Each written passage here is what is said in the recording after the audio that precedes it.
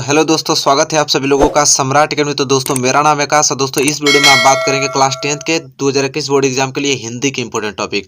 और इस वीडियो में दोस्तों मैं संधि विच्छेद, पर्यायवाची शब्द, तत्सम रूप, समास, प्रत्यय, उपसर्ग जो मैं डिस्कस करने वाला हूँ, जो कि बहुत ही ज़्यादा क्या है IMP है दोस्तों। ठीक है, जिस प्रकार मैं तैयारी कर रहा हूँ, अगर उस ढंग से आप तैयारी करें तो 100%, अगर कोई रोक दे आप लोगों को 85-90% से, तो कहिएगा हमसे। ठीक है, लेकिन हाँ, जितना करा रहा हूँ सब तैयार रहेगा। तब जितना आज मैं 6 टॉपिक के बारे में बात कर रहा हूँ, 6 में से आएगा। ठीक है, एक भी ऐसा क्वेश्चन रहेगा कि जो मैं पढ़ाऊंगा नहीं आएगा। ठीक है, तो बात ये चीज़ है कि आप कितना तैयार कर लेते हैं। तो मैं 6 टॉपिक बहुत अच्छे ढंग से क्लियर करने वाला हूँ, एक एक पॉइंट में डिस्कस करूंगा। तो सभी को नोट करके और याद करके जाइए। अगर नहीं फंसता है तब हमसे आप कहिएगा। ठीक है, बहुत ही इंपॉर्टेंट टॉपिक मैं आप लोगों को बता रहा हूँ, आप बस याद करना है। आप लोगों को क्या करना है, याद करना है स्टूडेंट। ठीक है, देखिए 100% आपका जो टारगेट 100% अचीव होगा। ठीक है, क्योंकि बहुत एनालिसिस करके मैं बता रहा हूँ आप लोगों को क्वेश्चन। तो वीडियो पे अगर नए हैं तो प्लीज़ चैनल को आप सब्सक्राइब कर लीजिए, और वीडियो के इस लाइक तो बनता है। बताइए, आप लोगों के लिए दिन रात हम लोग लगे हैं। अब इतना का आप लोगों के इंपॉर्टेंस क्वेश्चन जो कि रात दिन एक करके बता रहे हैं, कि जो कि एग्जाम में बहुत ज़्यादा इंपॉर्टेंट क्वेश्चन की आने की संभावना है, वो सारे क्वेश्चन बता रहा हूँ, तो लाइक तो बनता है। ठीक है, तो प्लीज़ लाइक कीजिए, चैनल पर नए तो चैनल को सब्सक्राइब कीजिए। और चलिए इस वीडियो को हम स्टार्ट करते हैं। पहले संधि विच्छेद पढ़ेंगे, फिर पर्यायवाची शब्द, फिर तत्सम रूप, समास, प्रत्यय, इसी तरह 6 टॉपिक को हम आज कवर करने वाले हैं। तो चलिए पहले संधि विच्छेद देख लेते हैं।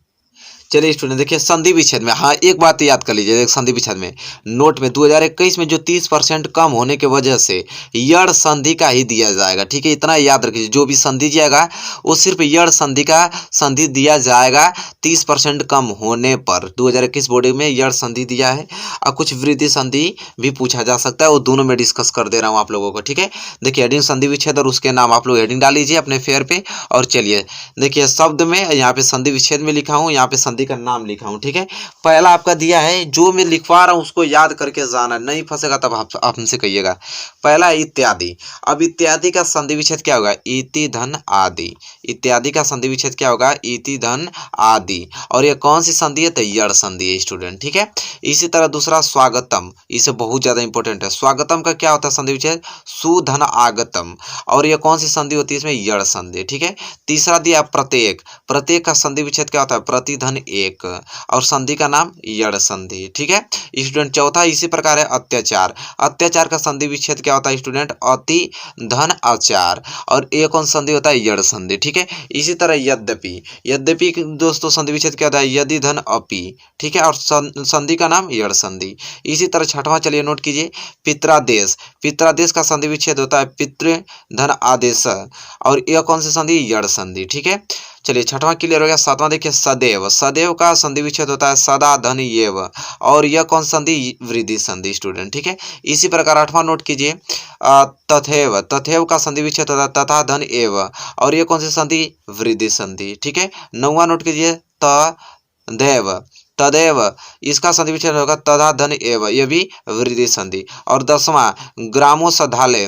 ग्रामोसधालय बहुत मोस्ट इंपोर्टेंट है, संधि विच्छेद ग्राम धन औषधालय, और कौन सा संधि, वृद्धि संधि स्टूडेंट। ग्रामा मौषधि, और इसका संधि विच्छेद महाधन औषधीय, और कौन सी संधि है, तो यड़ संधि। ठीक है, तो देखिए स्टूडेंट, मैंने टोटल कितना 11 संधि विच्छेद बताया। अगर यह तैयार कर लेते स्टूडेंट, इसी के बीच आने वाला है, बहुत ही अच्छा स्कोर करके आएंगे स्टूडेंट। ठीक है, संधि विच्छेद का। तो उम्मीद करता हूं कि आपने नोट कर लिया होगा इन 11 संधि विच्छेदों को। अब हम पढ़ेंगे पर्यायवाची शब्द। ठीक है, अब स्टूडेंट जैसा कि देख पा रहे हैं आपकी स्क्रीन पे आ गया पर्यायवाची शब्द, जो कि ज्यादा महत्वपूर्ण है और वेरी मोस्ट इंपोर्टेंट पर्यायवाची शब्द हेडिंग डाल लीजिए। और पहला नोट कीजिए, पत्ता का। पत्ता का पर्यायवाची शब्द क्या होता है, तब पर्ण दल पात। ठीक है, इसी तरह पृथ्वी का पर्यायवाची शब्द क्या होता है, धरती भूमि धरा। ठीक है स्टूडेंट, तीसरा बादल। बादल का पर्यायवाची शब्द क्या होता है, मेघ जलद घन। ठीक है, इसी तरह चौथा बिजली का। बिजली का होता है चपला चंचला विद्युत। ठीक है स्टूडेंट, पांचवा वायु। वायु का पर्यायवाची शब्द पवन अनिल हवा मारुत। इसी तरह स्टूडेंट छठवां जंगल का। जंगल का क्या होता है, कानन वन विपिन। ठीक है, कानन वन विपिन। और सातवां जल का। जल का संधि विच्छेद पानी जीवन, नीर। उसी प्रकार आकाश का प्रवाची शब्द क्या होता है? आसमान, अंतरिक्ष, नभ, गगन, अंबर। ठीक है स्टूडेंट। और 9वां कमल, कमल का पंकज, सरोज, जलज, नीरज। इसी तरह स्टूडेंट 10वां तालाब, तालाब का पोखर, सरोवर, ताल। और 11वां दोस्तों समुद्र का प्रवाची शब्द क्या होता है स्टूडेंट? सागर, सिंधु, रत्नाकर। तो स्टूडेंट मैंने 11 टोटल पारिभाषिक शब्द बता दिया। एक बार मैं नीचे करके सभी पारिभाषिक शब्द को दिखा देता हूं, जो कि बहुत ही ज्यादा मोस्ट इंपोर्टेंट क्वेश्चन इसके अंतर्गत आने वाले हैं। तो इस क्वेश्चन को आपको जो जितने भी प्रवाची शब्द में बताया हूँ, अभी संधि विच्छेद बताया हूँ, इनको सभी को नोट करके और याद करके ही आपको एग्जाम में पहुंचना है स्टूडेंट। अगर आप अच्छी स्कोर करना चाहते हैं, मैं जो बता रहा हूँ आप उस ढंग से पढ़िए ना। चलिए, प्रवाची शब्द स्टूडेंट अगर क्लियर हो गया, तब हम बात करेंगे किसके? तत्सम रूप के स्टूडेंट। ठीक है, किसके? तत्सम रूप के बारे में बात करने वाले हैं। तो चलिए रफ कलम ले लीजिए, नोट कीजिए इन चीजों को। एक और तद्भव लिखिए, एक और तत्सम लिखिए। ठीक है, अब देखिए एक और तद्भव हो गया, एक और तत्सम। अब तद्भव दे देगा अनाज, अनाज का तत्सम क्या होता है? अन्न। ठीक है, दूसरा गांव, गांव का तत्सम ग्राम। आंसू, आंसू का तत्सम अश्रु। ठीक है, इसी तरह स्टूडेंट घी, और घी का तत्सम घृत। ठीक है स्टूडेंट, इसी तरह हाथ, हाथ का तत्सम हस्त। ठीक है स्टूडेंट, अब आगे देखिए। ठीक है स्टूडेंट, तो हाथ का हस्त हो गया। ठीक है, इसी तरह स्टूडेंट जन्म, जन्म का तत्सम क्या होता है? जन्म होता है स्टूडेंट। ठीक है, सांप, सांप का तत्सम सर्प होता है। सावन, सावन का तत्सम श्रावण होता है। मित का तत्सम मित्र होता है स्टूडेंट। फूल का तत्सम पुष्प होता है स्टूडेंट। ठीक है, आग का तत्सम अग्नि होता है। ठीक है, और आम, आम का आम्र होता है। ठीक है, और मक्खी का मच्छिका होता है। तो स्टूडेंट यहाँ पे मैंने टोटल तत्सम रूप मैंने डिस्कस कर दिया। मैं एक बार दिखा देता हूँ, इन सारे को नोट करके याद करके ही एग्जाम में पहुंचना है स्टूडेंट आप लोगों को। ठीक है, उम्मीद करता हूँ कि आप इसे नोट भी कर रहे होंगे। देखिए, टॉपर बनना है तो मेहनत करनी ही पड़ेगी आप लोगों को। ठीक है, तो तत्सम रूप आपने क्लियर कर लिया। अब हम समास पढ़ेंगे स्टूडेंट। ठीक है, देखिए वेरी मोस्ट इंपोर्टेंट समास में आप लोगों को बताने वाला हूँ। ठीक है, देखिए समास में पहला हम पढ़ेंगे क्या? द्वंद्व समास। अब द्वंद्व समास किसे कहते हैं स्टूडेंट? ये देखिए, अब द्वंद्व समास उसे कहते हैं कि जिनके बीच में संयोजक चिन्ह, देखिए संयोजक चिन्ह का यह सिंबल होता है, याद कर लीजिए। जिनके बीच में संयोजक चिन्ह हो, अथवा जिनका विग्रह करने पर और अथवा या अथवा तथा आए। समझ में आ गया? तो द्वंद्व समास, द्वंद्व समास उसे कहते हैं जिनके बीच संयोजक चिन्ह ये आए, अथवा जिनका जब हम विग्रह करते हैं तो और अथवा या अथवा तथा आए। ठीक है, जैसे देखिए यहाँ पे मैंने एक और पद लिख लिया, एक और मैंने समास लिखिया, एक समास विग्रह मैंने लिख लिया। ठीक है, ये द्वंद्व समास का हम लोग देख रहे हैं। ठीक है, अब देखिए जैसे पद में देश विदेश, ये क्या है? द्वंद्व समास है। और समास विग्रह करेंगे तो देश और विदेश। ठीक है, देखिए इसमें जितने भी साइनिंग इस तरह प्रकार के दिखाएगा, समझ लिए कि क्या? द्वंद्व समास। ठीक है, और जब इनका हम लोग विग्रह करेंगे तो इसमें और आएगा, या तो या आएगा या तो तथा आएगा। ठीक है, तो देखिए यहाँ पे और आपको दिया है। ठीक है, जैसे में देश विदेश, ये द्वंद्व समास हो गया। देश और विदेश, इसका समास विग्रह।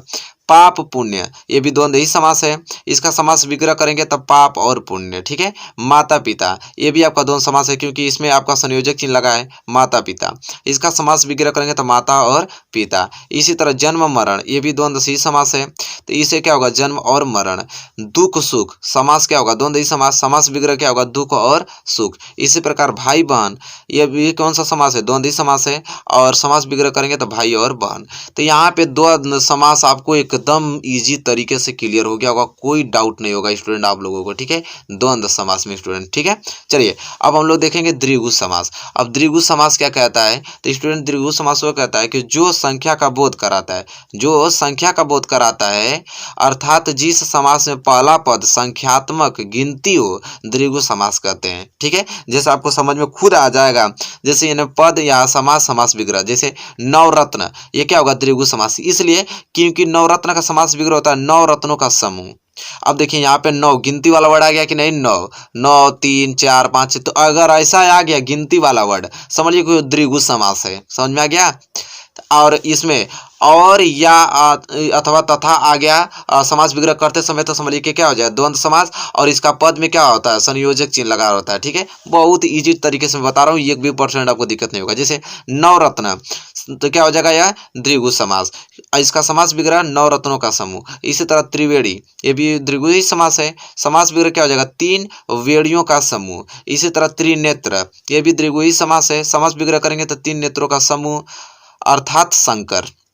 ठीक है, त्रिभुवन ये भी क्या है द्विगुही समास है, समास विग्रह करेंगे तो तीन भवनों का समूह हो जाएगा स्टूडेंट।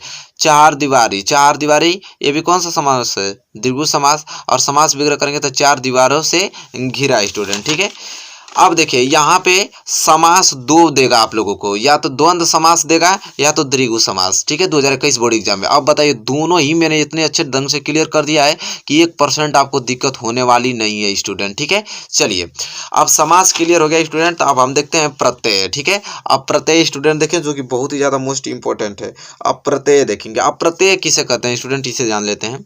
तो जो शब्दांश मूल शब्दों के अंत में जुड़कर उनके अर्थ में विशेषता या परिवर्तन ला देते हैं वे प्रत्यय होते हैं। जैसे कोई मूल शब्द दिया रहेगा और प्लस एक उसमें उत्तर पद अगर कोई जोड़ के एक संपूर्ण वर्ड बनाया जाए तो उसे क्या बोलते हैं प्रत्यय। जैसे देखिए सुंदर दिया है, इसमें मैंने उत्तर पद में ता जोड़ दिया तो ये हो गया सुंदरता, तो इसी को बोलते हैं प्रत्यय। ठीक है, कह रहा है कि मूल शब्द के अंत में जोड़कर उनके अर्थ में विशेषता या परिवर्तन लाना ये क्या कहलाता है प्रत्यय कहलाता है स्टूडेंट। जैसे आपको खुद समझ में आ जाएगा, एक और प्रत्यय लिखिए एक निर्मित शब्द, जैसे पन, पन के लास्ट में हम लोग क्या जोड़ सकते हैं। ठीक है, अब देखिए पन, अब पन है, अब पन में क्या जोड़ सकते हैं हम, देखिए स्टूडेंट ये लास्ट में जोड़ के निर्मित शब्द कैसे बने। जैसे पन, तो पन के क्या हो जाएगा अपनापन। देखिए लास्ट में पन जोड़ के इसको वर्ड को ही चेंज कर दिया, तो अपनापन, बचपन, लड़कपन। ठीक है, आई तो देखिए लास्ट में आया ना लंबाई, चौड़ाई, चतुराई।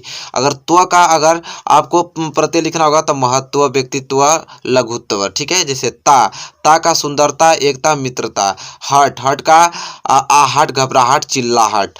वट का सजावट, लिखावट, थकावट। वा का दिखावा, पहनावा, पछतावा। आइन का साधुआइन, पंडिताइन, सेठाइन। ठीक है स्टूडेंट, इतना मोस्ट मैंने अगर प्रत्यय आप लोग को बता दिया, इसमें से ही आने वाले हैं बाहर एक भी क्वेश्चन नहीं जाएगा, जो कि बहुत ही ज़्यादा इंपॉर्टेंट मैंने आपको डिस्कस कर दिया। ठीक है, तो इन सारे प्रत्ययों को आपको याद करके ही स्टूडेंट जाना है। तो प्रत्यय क्लियर, तो अब लास्ट टॉपिक आपका क्या बचा है उपसर्ग। ठीक है, अब हम लोग उपसर्ग देखेंगे स्टूडेंट। ठीक है, अब देखिए उपसर्ग किसे कहते हैं, तो उपसर्ग वह शब्दांश हो जो किसी शब्द के पूर्व जुड़कर उसमें विशिष्ट अर्थ भर देता है। ठीक है, वो क्या होता है पूर्व पद में जोड़, जैसे मूल पद दिया रहेगा मूल शब्द उसमें पूर्व पहले ही जोड़कर उसको अर्थ चेंज कर। जैसे अभिधनसेक, ये क्या बन गया अभिषेक, तो अभी क्या है पूर्व पद और सेक क्या है मूल शब्द, तो सेक आपका मूल शब्द दिया रहेगा पूर्व पहले ही जोड़कर उसको वर्ड को ही चेंज कर जाए। जैसे उपसर्ग एक और निर्मित शब्द डालिए, जैसे अप, तो अप में क्या हो गया अपमान, अपना, अपनापन। परि, परिवार, परिवर्तन, परिणाम। अधि, अधि का क्या हो जाएगा उपसर्ग अधिकार, अधिकतम। अनु, अनु का क्या हो जाएगा उपसर्ग अनुसार, अनुभव, अनुरूप। इसी तरह अभि, अभि के क्या हो जाएगा अभिषेक, अभिमान, अभिग्रहण। इसी तरह स्टूडेंट प्रति, प्रति के क्या हो जाएगा प्रतिशत, प्रतिदिन। स के क्या हो जाएगा सहपाठी, सहमति, सहायता। अ के क्या हो जाएगा अविश्वास, असत्य, अदृश्य, अनाथ, अहिंसा, असुविधा। तो इतने मोस्ट मैंने उपसर्ग आप लोगों को बता दिया जो कि बहुत ही ज़्यादा महत्वपूर्ण स्टूडेंट है। ठीक है, तो देखिए स्टूडेंट मैंने क्या उपसर्ग भी आप लोगों से बहुत अच्छे ढंग से मैंने डिस्कस कर दिया। एक बार दिखा देता हूं मैं उपसर्ग को जो कि बहुत ही ज़्यादा महत्वपूर्ण था। देखिए स्टूडेंट मैंने उपसर्ग आप लोगों को डिस्कस कर दिया। स्टूडेंट मैंने प्रत्यय एक बार और दिखा देता हूँ। मैंने प्रत्यय जो मोस्ट इंपॉर्टेंट मैंने प्रत्यय बताया इसे आप लोग नोट कर लीजिए। प्रत्यय भी मैंने बता दिया स्टूडेंट। यहाँ पे मैंने समास दो ही पूछेगा, द्वंद्व समास पूछेगा, द्विगु समास, इसे भी मैंने बहुत ही अच्छी एक्सप्लेन तरीके से आप लोगों को बताया है। और दोस्तों यहाँ पे मैंने तत्सम रूप भी बहुत ही अच्छी तरीके से मैंने स्टूडेंट बताया है तत्सम रूप, इसे आप नोट कीजिए। और स्टूडेंट देखिए आगे मैंने पर्यायवाची शब्द आप लोगों से डिस्कस किया, बहुत ही वेरी मोस्ट इंपॉर्टेंट मैंने पर्यायवाची शब्द भी आप लोगों से डिस्कस किया हूँ। और संधि विच्छेद मैंने 6 टॉपिक इस वीडियो में क्लियर किया हूँ। बहुत ही ज़्यादा मोस्ट इंपॉर्टेंट प्रश्न है, इसको आपको तैयार करके ही जाना। बताइए स्टूडेंट आपको वीडियो कैसी लगी है। Very most important question. अगर वीडियो आपने नहीं देखा तो कुछ भी नहीं देखा समझ लीजिएगा, ठीक है। क्योंकि दोस्तों इस वीडियो में मैंने 18 नंबर बिल्कुल ऐसे ही क्लियर कर दिया है, साफ तौर पर 100% पक्का है। लोग कमेंट करते हैं आएगा कि नहीं आएगा, आएगा कि नहीं आएगा। अरे दोस्तों ये नहीं आएगा तो कुछ भी नहीं आएगा हिंदी में, इतना आप लोग याद रख लीजिएगा। देखिए इसमें क्या क्या बताने वाला हूँ मैं। विभक्ति, समास, संधि विच्छेद, उपसर्ग, प्रत्यय, तद्भव, तत्सम, पर्यायवाची शब्द, पुरुष वचन, लकार, महत्वपूर्ण प्रश्न। ठीक है, इन सभी दो दो नंबर फिक्स रहते हैं, एकदम फिक्स, जैसे नहीं बोलते हैं कि एकदम फिक्स रहता है, ऐसे ही है ये चीज़ें। ठीक है, यहाँ से 18 नंबर आपको बिल्कुल क्लियर हो जाएगा। मैंने साफ तौर पे सारी चीज़ें लिख कर लेकर आऊँ, बहुत अच्छे से आपको एक्सप्लेन करके समझाने वाला हूँ। ठीक है, तो वीडियो को शुरू से लेकर लास्ट देखिए। वीडियो पसंद है तो प्लीज़ इसे लाइक कीजिए, और चैनल पर नया है तो प्लीज़ चैनल को सब्सक्राइब कीजिए और कमेंट करके जरूर बताइए। ठीक है, और मैं ऐसे ही बहुत ही ज़्यादा इंपॉर्टेंट टॉपिक लेकर आऊँगा। और दोस्तों एक बात मैं बता दूँ आपको, 50 नंबर बिल्कुल पक्का हिंदी में, ये ऐसे लिख नहीं रहा हूँ दोस्तों, मैं उसमें पढ़ाया हूँ। ठीक है, 1-1.5 घंटे की वीडियो है, 50 नंबर उसमें पूरा क्लियर कर चुका हूँ, पूरा एकदम। डिस्क्रिप्शन बॉक्स में उसका नीचे लिंक मिलेगा, वहाँ से उसको क्लिक करके 50 नंबर यहाँ से तैयार कर लीजिए, 18 नंबर यहाँ से, तो 50 और 18 यहाँ से आपका 68 नंबर ऐसे ही हो गया। ठीक है, और इसका कुछ है भी नहीं कि मैं बताऊँ आप लोगों को, इसमें सारा चीज़ मैंने बता दिया। 18 नंबर बचा था, इसमें मैंने बता दिया। ठीक है, लोग कह रहे थे पार्ट 2 लीजिए, पार्ट 2। ठीक है, तो चलिए अब मैं यहाँ सारे टॉपिक को डिस्कस करता हूँ। चलिए दोस्तों, जब क्वेश्चन आपको यहाँ से इस प्रकार मिलेगा, ये 2 नंबर का क्वेश्चन आपसे पूछेगा इस तरह कि निम्नलिखित शब्दों के रूप यथा निर्देश विभक्ति एवं वचन में लिखिए। ठीक है, तो मैं दोस्तों आपको बताता हूँ कि कौन सा शब्द रूप की विभक्ति बहुत ही ज़्यादा इंपॉर्टेंट है, बस वही याद करके जाइएगा एग्जाम में, पक्का 100% वही फंसने वाला है। पहला हम पढ़ने वाले हैं फल का। फल शब्द के रूप आक्रांत नपुंसकलिंग शब्द। ठीक है, तो आप फल का पढ़ने वाला है, तो देखिए यहाँ पे कैसे आपको लिखना है। यहाँ पे आपको विभक्ति लिख देना है, यहाँ पे आपको एक वचन लिख देना है, यहाँ पे द्विवचन लिख देना है, और यहाँ पे आपको बहुवचन लिख देना है। अब विभक्ति के नीचे आप लाइन से आपको प्रथमा, द्वितीय, तृतीय, चतुर्थी, पंचमी, षष्ठी और सप्तमी, ये आपको लिखना है विभक्ति के नीचे।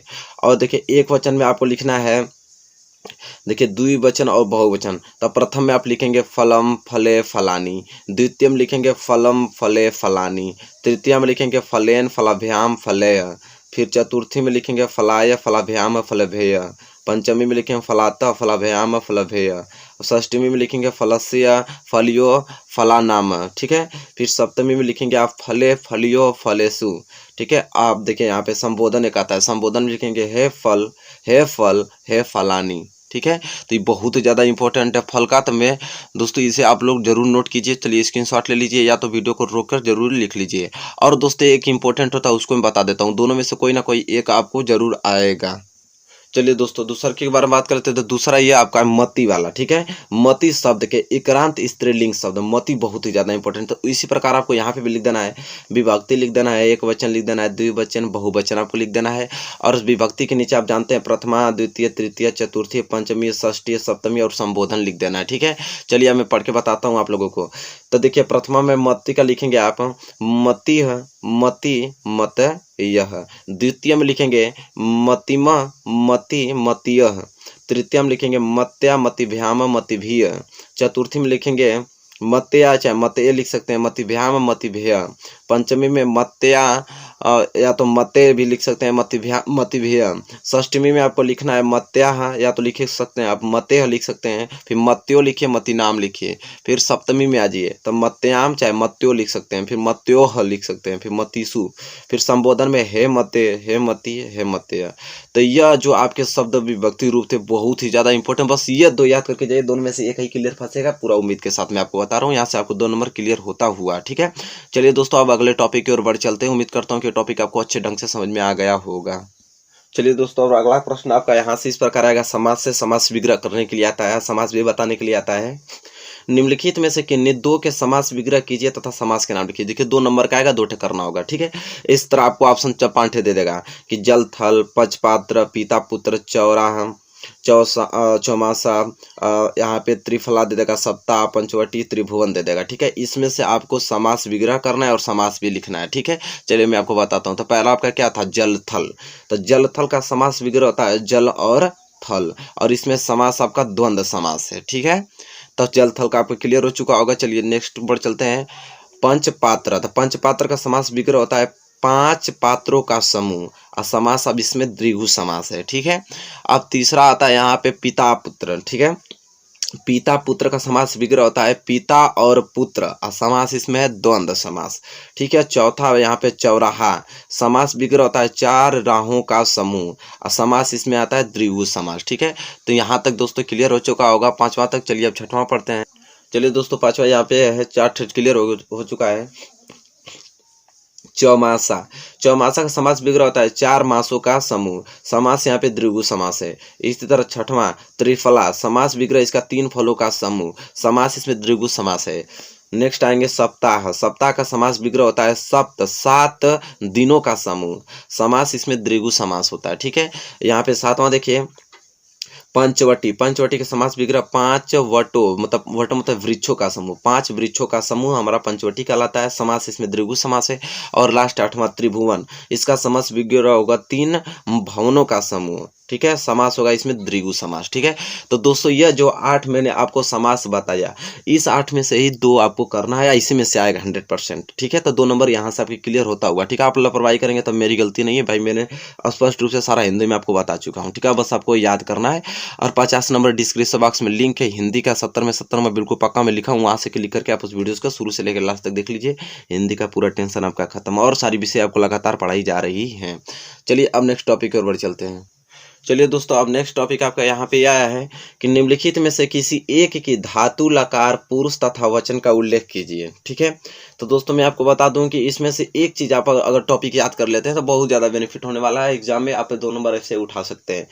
पठ का, जिसे पढ़ना धातु के रूप में कहते हैं। ठीक है। तो पढ़ना का तीनों रूप आपको याद होना चाहिए, वर्तमान, भविष्य और भूतकाल। ठीक है। तो वर्तमान को लट लकार कहते हैं, भविष्यत काल को हम लिट लकार कहते हैं, और भूतकाल को हम लड लकार कहते हैं। तो ये तीनों याद होना चाहिए। मैं चलिए एक बार पढ़ के सुना देता हूँ, आप स्क्रीनशॉट नोट कर लीजिएगा। तो लट लकार वर्तमान काल का, तो आप इसको यहाँ पुरुष लिखना है, एक वचन, द्विवचन, बहुवचन।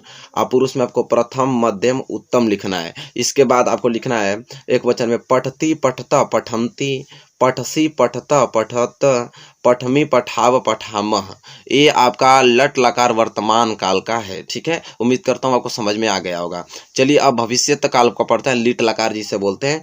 पुरुष एक वचन, द्विवचन, बहुवचन आपको लिख देना है। पुरुष में प्रथम, मध्यम, उत्तम लिख देना है। फिर आपको लिखना है पठिष्यति, पठिष्यतः, पठिष्यन्ति। मध्यम लिखना है पठिष्यै, पठिष्यः, पठिष्यः। उत्तम लिखना है पठिष्यमि, पठिष्यावः, पठिष्यामः। ये आपको लिट लकार भविष्यत काल में लिख लेना। उम्मीद करता हूँ समझ में आ गया होगा। लास्ट आपका बचा है लट लकार भूतकाल का। इस भूतकाल में देखिए इसी तरह आपको इसमें भी लिखना है पुरुष, एक वचन, द्विवचन, बहुवचन। पुरुष में आपको प्रथम, मध्यम, उत्तम, इसको लिखना अपठत, अपठत्याम, अपठन। मध्यम लिखना अपठः, अपठतम, अपठत। उत्तम लिखना अफटम, अफटाव, अफटाम। ठीक है। तो यहाँ से 2 नंबर आपका 100% आपका क्लियर हो गया। ठीक है। तो यहाँ से आपको वर्तमान, भविष्यत काल, भूतकाल आपको यहाँ से नोट कर लेना है इस प्रश्न को। ठीक है। तो चलिए दोस्तों उम्मीद करता हूँ कि ये भी प्रश्न आपको क्लियर हो चुका होगा। चलिए नेक्स्ट प्रश्न की ओर बढ़ चलते हैं। चलिए दोस्तों यहाँ से पढ़ लेते हैं। यहाँ से आपका 2, 3, 4 नंबर आपका क्लियर यहीं से हो जाएगा। ठीक है। ये बहुत ज़्यादा इंपॉर्टेंट आप इसको भी मैं डिस्कस कर लेता हूँ इसमें। जिसमें पहला प्रश्न आपसे इस प्रकार पूछेगा, प्रयोगवादी कविता के प्रमुख विशेषताएं प्रवृत्ति लिखें। तो आप लिखेंगे कुंठा और निराशा का स्वर, और दूसरा लिखेंगे नवीन बिंब एवं नवीन प्रतीकों का मोह। ठीक है। उम्मीद करता हूँ कि प्रश्न आप लोग नोट कर चुके होंगे। ठीक है। क्वेश्चन नंबर दूसरा पढ़ लेते हैं। क्वेश्चन दूसरा है रीतिकाल के प्रमुख कवि तथा रचना के नाम लिखिए। तो रीतिकाल के प्रमुख कवि और रचना के नाम, तो एक बिहारी है और उनका रचना का नाम बिहारी सतसई, एक मतीराम, उनका है मतीराम सतसई। ठीक है। तो दोस्तों इससे बहुत ही ज्यादा इंपॉर्टेंट है, इसे तो इग्नोर मत कीजिएगा। इसे पूरा वीडियोस का ही पूरा सारे क्वेश्चन याद करके जाइएगा आप लोग। किस एक नाटककार का नाम लिखिए। तो जयशंकर प्रसाद है वह, स्कंदगुप्त, अजात शत्रु। ठीक है। क्या भूलूं क्या याद करूं किस विधा की रचना है। तो आत्मकथा विधा की रचना है, इसे लिखे हरिवंश राय बच्चन ने। ठीक है। क्वेश्चन नंबर 5वां देखिए यहाँ पे, किसी एक जीवनी लेखक के नाम बताइए। तो किसी एक जीवनी लेखक का नाम विष्णु प्रभाकर आप दे सकते हैं। क्वेश्चन नंबर 6वां देखिए, गोदान गमन निर्मला के लेखक का नाम बताइए। तो आप प्रेमचंद्र शुक्ल उपन्यास काल के लेखक है, आप लिख सकते हैं। ठीक है। प्रश्न उत्तर 7वां देखिए, मेरी असफलताएं किसकी रचना है। तो ये गुलाब राय की है, जैसा आप लोग जानते हैं। प्रश्न उत्तर 8वां, छायावादी युग के लेखक का नाम बताइए। तो छायावादी युग के लेखक 2 नाम दे सकते हैं, जयशंकर प्रसाद और महादेवी वर्मा दे सकते हैं। ठीक है। प्रश्न उत्तर 9वां, भक्ति काल के 2 कवियों के नाम लिखिए। तो सूरदास, तुलसीदास, ये भक्ति काल के 2 कवि के नाम है। ठीक है। तो उम्मीद करता हूँ कि ये वाला क्लियर हो चुका होगा। चलिए क्वेश्चन नंबर 10वें की ओर बढ़ चलते हैं। चलिए दोस्तों क्वेश्चन नंबर 10वां यहाँ पे यह है कि किसी एक एकांकीकार लेखक के नाम लिखिए। पूछता है, ये सारे एग्जाम में पूछते हैं। ठीक है। आपको बस याद करना है, किसी एक एकांकीकार के लेखक का नाम बताइए। तो राजकुमार वर्मा। क्वेश्चन नंबर 11वां, किन्नर देश की राजधानी, किन्नर देश की रचना के लेखक का नाम लिखिए। तो राहुल साकृत्यायन, ठीक है। किन्नर देश बहुत ज्यादा इंपॉर्टेंट है यार, ठीक है। मर्यादा हंस माधुरी पत्रिका के संपादक तो प्रेमचंद्र। क्वेश्चन नंबर 13 देखिए, रस मीमांस किसकी रचना है? तो आचार्य रामचंद्र शुक्ल की यह रचना है। क्वेश्चन नंबर 14, किसी कार्य रिपोर्टाज लेखक के नाम लिखिए। तो विष्णु प्रभाकर, ठीक है। कलम का सिपाही किस विधा की रचना है? तो भैया उपन्यास, ठीक है। प्रश्न उत्तर 16 देखिए, रीतिकाल की दो विशेषताओं का उल्लेख कीजिए। तो दो विशेषताएं आप लिख सकते हैं, श्रृंगार रस की प्रधानता और दो सवैया कबीर छंदों की प्रचुरता आप लिख सकते हैं, ठीक है। क्वेश्चन नंबर 17 देखिए, छायावाद की दो विशेषताएं प्रवृत्ति लिखिए। तो प्रेम संदर्भ का चित्रण और प्रकृति का मानवीकरण। यहाँ से 5 नंबर आपका क्लियर होता है 17 ही प्रश्न से, अगर आप याद कर लेते हैं तो, ठीक है। मेरा काम था बताना, मैंने बता दिया, ठीक है। और चैनल पर नहीं तो चैनल को तो प्लीज सब्सक्राइब कर लीजिए और बहुत से ज्यादा शेयर कीजिए, लाइक तो करना भूलिएगा मत, ठीक है। तो उम्मीद करता हूँ कि टॉपिक आपको क्लियर हो चुका होगा बहुत ही अच्छे ढंग से। तो चलिए दोस्तों, अब नेक्स्ट टॉपिक की ओर बढ़ चलते हैं। चलिए दोस्तों, यहाँ देख लेते हैं प्रश्न यहाँ पे निम्नलिखित में से किन्हीं दो में से संधि विच्छेद कीजिए और संधि का नाम लिखिए, ठीक है। निम्नलिखित में से किन्हीं दो में से संधि विच्छेद करना है और संधि का नाम लिखना है। तो चलिए बता देता हूँ, यहाँ पे कुछ दिया रहेगा आपको, उसका संधि विच्छेद करना होगा, संधि का नाम, जैसे अत्याचार, त्योष्ट, पित्रादेश, प्रत्येक, महवरी, उपयुक्तम, प्रत्युत्तरम इत्यादि, गुरुवादेश, मनवंतरी। बहुत ही ज्यादा इंपॉर्टेंट मैंने छाट के रखा हूँ, ठीक है। इसमें से ही आएंगे आप लोगों को। तो पहला आपका है अत्याचार। तो अत्याचार का संधि विच्छेद होता है अति प्लस आचार, अति धन आचार, ठीक है। यह अत्याचार का संधि विच्छेद होता है, इसमें संधि यड़ संधि है, ठीक है। इसी तरह यहाँ पे दत्योष्ट, तो दत्योष्ट का संधि विच्छेद दंत प्लस ओष्ट, ठीक है। दत्योष्ट का संधि विच्छेद होता है, संधि इसमें यड़ संधि इसमें भी है, ठीक है। फिर तीसरा देखिए यहाँ पे पित्रादेश। पित्रादेश का संधि विच्छेद होगा पितृ प्लस आदेश, इसका संधि भी यड़ संधि ही है, ठीक है। प्रत्येक का संधि विच्छेद प्रतिधन एक, बहुत ज्यादा इंपॉर्टेंट ये है। संधि भी इसमें क्या है? यड़ संधि ही है, ठीक है। उम्मीद करता हूँ कि चार्ट समझ में आ गया होगा। चलिए पांचवा देख लेते हैं। पांचवा दोस्तों ये है महवरी। महवरी का संधि विच्छेद होता है मधु प्लस अरि, इसमें भी संधि आपका यड़ संधि ही है, ठीक है। चलिए अब नेक्स्ट देख लेते हैं उपयुक्तम। उपयुक्तम का संधि विच्छेद ऊपरी प्लस अस्तम, ठीक है। यह होता है उपयुक्तम का संधि विच्छेद, इसमें भी आपका यड़ संधि ही है, ठीक है। अब नेक्स्ट आते हैं प्रत्युत्तरम, ठीक है। प्रत्युत्तरम संधि विच्छेद प्रतिधन उत्तरम, संधि भी इसमें यड़ संधि है। उम्मीद करता हूँ आपको सारा क्लियर होता हुआ, आप नोट करते भी होंगे। इत्यादि संधि विच्छेद इति धन आदि, संधि भी यड़ संधि है। यहाँ पे देखिए गुरुवादेश, संधि विच्छेद गुरु धन आदेश, ठीक है। गुरुवादेश संधि यड़ संधि इसमें भी है। मनवंतर, मनवंतर संधि विच्छेद मनु धन अंतर, संधि यड़ संधि, ठीक है। तो यह जो मैंने आपको 10 बताया, इस 10 में से ही आपको संधि आने वाले हैं, ये तो 100% लिख लीजिए कहीं, ठीक है। उम्मीद करता हूँ आपको समझ में भी आ गए होंगे, ठीक है। चलिए दोस्तों, इसी के साथ बढ़ चलते हैं नेक्स्ट टॉपिक की ओर। चलिए दोस्तों, यहाँ पे देख लेते हैं उपसर्ग। देखिए उपसर्ग यहाँ पे आपको 3 अंक का पूछता है, ठीक है। बहुत ज्यादा इंपॉर्टेंट है। तो जो भी उपसर्ग में बता रहा हूँ सारे चीज याद होना चाहिए आपके। जैसे अन्न, अन्न का उपसर्ग अनाचार अनवसर, अनु का उपसर्ग अनुरूप अनुशासन अनुकूल, अधि का उपसर्ग अधिकार अधिकतम, परि का परिवार परिवर्तन, स का सहपाठी सहायता, अ का अविश्वास अस्तेय, प्रति का प्रतिशत प्रतिदिन, अभि का उपसर्ग अभिषेक अभिमान अभिग्रहण, आप का उपसर्ग अपना अपमान अपसार। तो यह उपसर्ग एकदम इंपॉर्टेंट है, बस 9 याद कर लेंगे तो 3 नंबर आपका फिक्स है, एकदम लिख लीजिए, ठीक है कहीं, ठीक है। तो बहुत ज्यादा इंपॉर्टेंट है, ठीक है। तो उपसर्ग हो गया। अब हम प्रत्यय बात कर लेते हैं। प्रत्यय 2 अंक का पूछता है, ठीक है। तो प्रत्यय कौन कौन से? आई, आई का चतुराई चौड़ाई लंबाई ऊंचाई प्रत्यय होता है। पन का बचपन अपनापन लड़कपन, वट का लिखावट सजावट बनावट, त्व का लघुत्व कवित्व महत्व, आहट या हट का घबराहट चिल्लाहट सरसराहट, आवा या वा का दिखावा पहनावा, आइन का सेठाइन ललाइन पंडिताइन लिख सकते हैं आप। ता का सुंदरता एकता मित्रता, आप मैं दिखा देता हूँ। ता का सुंदरता एकता मित्रता। तो यह जो टॉपिक था उपसर्ग 3 नंबर का, प्रत्यय 2 नंबर का। बस इस लिस्ट से ही, बस इस पेज से ही 5 नंबर का फिक्स है, ठीक है। बस आपको भाई चीजें याद करके ही जाना है। मेरी कोशिश है कि बहुत अच्छा बेहतर दूं आपको, दे रहा हूँ, ठीक है। बस आपको याद करना है। तो उम्मीद करता हूँ कि यहाँ पे उपसर्ग और प्रत्यय क्लियर हो चुके होंगे। चलिए नेक्स्ट टॉपिक की ओर। चलिए दोस्तों, नेक्स्ट टॉपिक यहाँ मैंने प्रवाची शब्द लिखा हूँ। जो प्रवाची शब्द बता दूंगा समझ कि वही चीजें हैं फिक्स, बस आपको याद करना है। तो प्रवाची शब्द बहुत ज्यादा इंपॉर्टेंट 2 नंबर का पूछता है। देखिए यहाँ पे जैसे जल का पानी और जीवन, बादल का प्रवाची शब्द मेघ और जलद, घर का भवन और गृह, सूरज का सूर्य और दिनकर, चांद का चंद्र चंद्रमा, गौ का भाई प्रवाची शब्द गाय सुरभि, कमल का प्रवाची शब्द सरोज पंकज। आकाश का भैया तो अंबर आसमान। इंद्र का देवेंद्र सुरेंद्र। कपड़ा का प्रवाची शब्द वस्त्र चीर। हाथी का प्रवाची शब्द दंती गज। वायु का प्रवाची शब्द हवा पवन। और पृथ्वी का प्रवाची शब्द धरा जमीन। घोड़ा का प्रवाची शब्द तुरंग हंसे। बस ये आपको पढ़ना तो ये बस आपको नोट करेंगे तब, तो इसमें क्या कॉन्सेप्ट बताऊं मैं आप लोगों को, ठीक है। तो ये प्रवाची शब्द है, प्रवाची शब्द अगर याद कर लेते हैं तो इतने इंपॉर्टेंट है, इसमें से ही आएंगे घुमा फिरा कर कहीं नहीं। प्रवाची शब्द दोस्तों क्लियर हो चुका है, 2 नंबर यहाँ से भी आपको क्लियर हो चुका होगा। चलिए दोस्तों इसी के साथ बढ़ चलते हैं अगले टॉपिक की ओर। चलिए दोस्तों अब हम बात कर लेते हैं तद्भव और तत्सम के बारे में, जो आपको 2 अंक दिलाएगा तद्भव और तत्सम, ठीक है। यह व्याकरण का लास्ट टॉपिक है, इसके बाद कुछ है भी नहीं कि मैं आपको बताऊं, सारा व्याकरण के टॉपिक मैंने बता दिया। और जो हिंदी के टॉपिक है मैंने 50-50 नंबर क्लियर करा दिया, बिल्कुल 70 में करा दिया, बस आपको याद करना है, ठीक है। तो हिंदी तो ऐसे ही आपकी तैयार हो गई, ठीक है। बस याद करके जाइए, देखिए 70 में कैसे 65 और 60 नंबर आता है आप लोगों का। तद्भव और तत्सम, देखिए यह तद्भव है, इसका तत्सम। तो आँख का तत्सम क्या होता है, तो आँख का अच्छी होता है, और कपूर का कर्पूर होता है, चरण का चरण होता है, दही का दधी होता है, हाथ का हस्त होता है, रात का रात्रि होता है, मौत का मृत्यु होता है, नखत का नक्षत्र होता है, सात का सप्त होता है, ओठ का ओष्ठ होता है, कान का कर्ण होता है, मोर का मयूर होता है, आग का अग्नि होता है। बस भैया 13 ही में से घुमा के आएगा, 2 ठे करना होगा, 2 नंबर ले जाइए, बात खत्म, ठीक है। तो ये चीजें आपको याद कर लेना है, तद्भव, ठीक है। तो देखिए तद्भव मतलब ये होता है अशुद्ध वद, और तद्भव मतलब शुद्ध वद। आँख को शुद्ध शब्द में कैसे लिखा जाता था, अच्छी कहा जाता है। तो ये इस तद्भव तत्सम का मतलब होता है। दोस्तों मैंने व्याकरण का सेकंड पार्ट पूरा क्लियर कर चुका हूँ, कुछ बचा ही ना दोस्तों कि मैं आपको और कुछ बताऊं इसमें, आपको बात समझने की कोशिश कीजिए मेरी, कुछ बचा ही नहीं है, ठीक है। आप बस इसको याद कर लीजिए और पहला पार्ट देख लीजिए जो 50 नंबर क्लियर। इसके बाद हिंदी में 1 नंबर कटेंगे नहीं, ये लिखवा लीजिए दावे के साथ। तो दोस्तों उम्मीद करता हूँ कि जितना मेहनत आप लोग के लिए मैंने किया उतना मेहनत आप मेरे लिए भी करेंगे। तो चैनल को सब्सक्राइब करेंगे और चैनल को ज़्यादा से ज़्यादा शेयर करेंगे, ताकि बहुत लोग हमारे साथ जुड़ सकें और बेहतर तैयारी कर सकते हैं। जैसे मैंने हिंदी का किया हूँ, सारे टॉपिक मैं करवा रहा हूं बहुत ही अच्छे ढंग से। तो प्लीज चैनल पे बने रहें, आप लिस्ट में जाके सारी वीडियोस को आप देखिए। कि हिंदी में जो आपका रस और छंद और अलंकार के बारे में जो ये 6 नंबर का पूछा जाता है, 2-2 नंबर का दोनों पूछा जाता है, ये भी 2 नंबर का, ये भी 2 नंबर का, ये भी 2 नंबर का, और तीनों मिला के 6 नंबर का।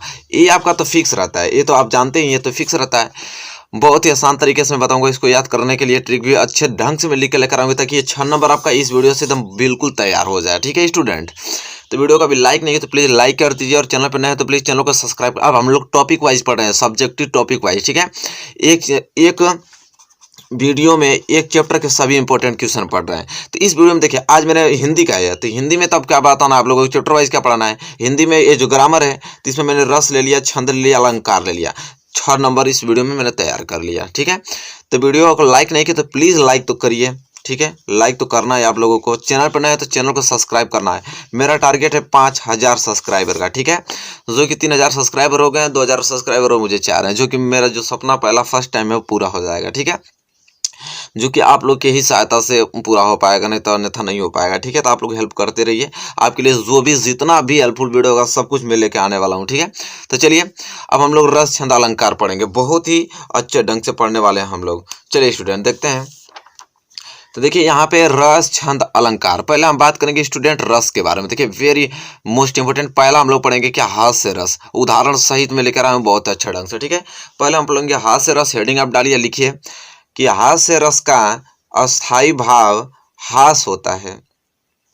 किसी व्यक्ति के अनोखे रूप, आकार, वेश भूषा आदि को देखकर हृदय में जो आनंद या विनोद का भाव उत्पन्न होता है वहाँ हास्य रस होता है। देखिए कितना वेरी मोस्ट इंपोर्टेंट, मतलब बहुत ही अच्छे ढंग से शब्दों में लिखा हूँ, तुरंत आपको याद हो जाएगा। हास्य रस किसे कहते हैं स्टूडेंट, तो हास्य रस का अस्थायी भाव क्या होता है, हास होता है। किसी व्यक्ति के अनोखे रूप, आकार, वेशभूषा आदि को देखकर हृदय में जो आनंद या विनोद का भाव उत्पन्न होता है वहाँ हास्य रस का होता है। देखिए तुरंत याद हो गया होगा आप लोगों को, लेकिन स्टूडेंट उदाहरण भी आपको देना। देखिए उदाहरण भी कितना सिंपल में लेकर आया हूँ।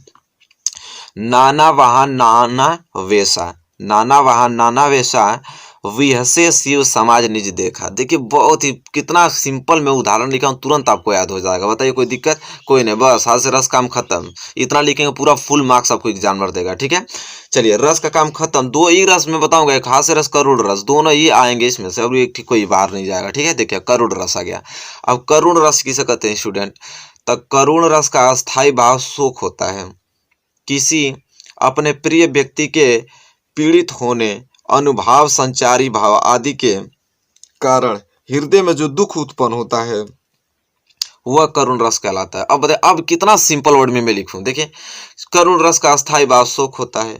किसी अपने प्रिय व्यक्ति के पीड़ित होने, अनुभव, संचारी भाव आदि के कारण हृदय में जो उत्पन्न होता है, जो दुख उत्पन्न होता है हमारे हृदय में, वह क्या कहलाता है? करुण रस कहलाता है। वेरी सिंपल मैंने लिख लिया। उदाहरण देखिए कितना सिंपल है। हे खगमृग है मधुकर श्रेणी तुम देखी सीता मृग नैनी। अब बताइए, ये नहीं याद होगा तब क्या क्या याद कर पाएंगे? 4-5 लाइन का याद कर पाएंगे अगर ये नहीं याद हो रहा तो। हे खगमृग है मधुकर श्रेणी तुम देखी सीता मृग नैनी। यहाँ पे जो खग पक्षी की बात है, मृग जो हिरण की बात कर रहा है, मधुकर जो भौरे के बारे में बात कर रहा है। तो देखिए अब यहाँ पे रस कितना सिंपल आप लोग को, हमको लगता है कि अभी 2 मिनट में ही जस्ट आपको याद हो गया। देखिए करुण रस कितना सिंपल वर्ड में लिखा हूँ, हास्य रस कितना सिंपल वर्ड में लिखा हूँ। तुरंत याद हो गया कि नहीं आप लोगों को? चलिए, हास्य रस कंप्लीट हो गया। अब हम पढ़ेंगे कि इसके छंद के बारे में। उसी प्रकार छंद भी मैं लेकर आया हूँ बहुत ही सिंपल शब्दों में। देखिए छंद में पहले क्या पढ़ेंगे हम लोग? पहले हम लोग सोरठा पढ़ेंगे, ठीक है? सोरठा। अब देखिए सोरठा पूछता है, अब सोरठा किसे कहते हैं? तो यह अर्ध सममात्रिक छंद है। यह अर्ध सममात्रिक छंद है। इसके प्रथम और तृतीय चरण में 11-11 मात्राएं तथा द्वितीय एवं चतुर्थ चरण में 13-13 मात्राएं होती हैं। यह दोहा छंद के विपरीत होता है। अब बताइए, याद नहीं होगा आप लोगों को? तुरंत याद हो जाएगा, कितना सिंपल मैंने लिखा है। अब देखिए तब सोरठा की परिभाषा आपने दे दिया कि क्या कह रहा है कि इसके प्रथम, देखिए याद करिए कैसे, इसके प्रथम और तृतीय में 11-11 मात्राएं एवं द्वितीय एवं चतुर्थ चरण में 13-13 मात्राएं होती हैं। ये दोहा छंद के क्या होता है? विपरीत होता है। सिंपल। और उदाहरण कितना मैं सिंपल लिखा हूं, देखिए तो, रईमन मोहि न सुहाय अमी पियावत मान विनु वरण विष देत पिलाय प्रेम सहित मरिबो भलो। देखिए कितना सिंपल मैंने उदाहरण लिखा है, बहुत ही सिंपल मैंने उदाहरण लिखा है स्टूडेंट। देखिए यह आपको चिन्ह भी दर्शाना है। इसका मतलब 1 होता है, इसका मतलब 2 होता है, ठीक है? लघु गुरु का मतलब समझते ही हैं, ठीक है?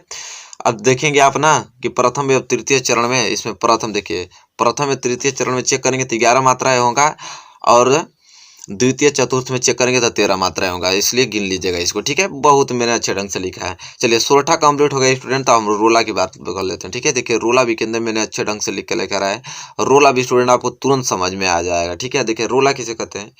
तो यह 4 पंक्तियों वाला एक सममात्रिक छंद है।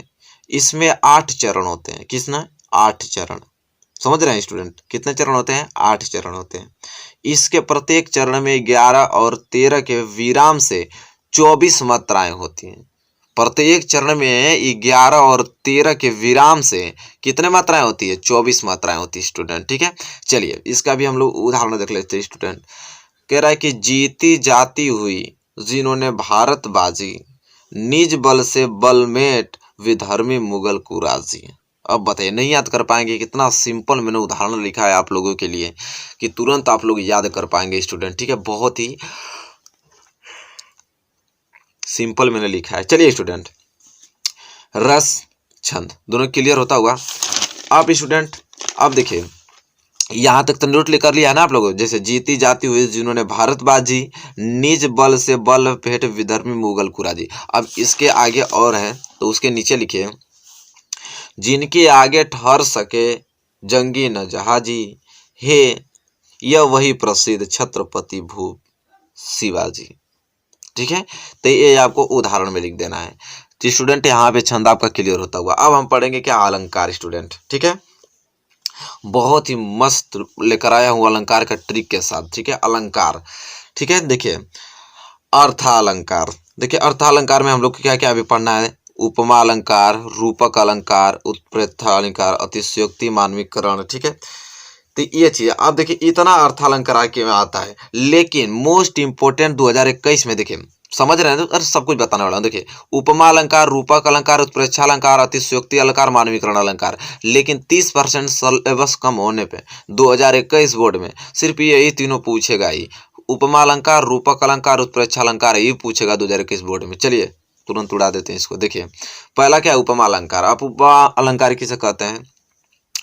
तो स्टूडेंट उपमा अलंकार उसे कहते हैं कि जहाँ किसी वस्तु या व्यक्ति की किसी अन्य वस्तु या व्यक्ति से समान गुणधर्म के आधार पर तुलना की जाए या समानता बताई जाए, वहाँ उपमा अलंकार होता है। स्टूडेंट कितना सिंपल मैंने लिखा है कि उपालंकार किसे कहते हैं, जहाँ किसी वस्तु या व्यक्ति की किसी अन्य वस्तु या व्यक्ति से समान गुण धर्म के आधार पर तुलना की जाए या समानता बताई जाए, वहाँ उपमालंकार होता है।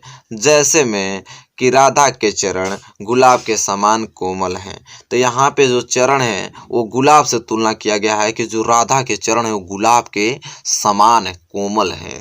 ठीक है, जितना गुलाब कोमल होता है उतना राधा के चरण कोमल हैं।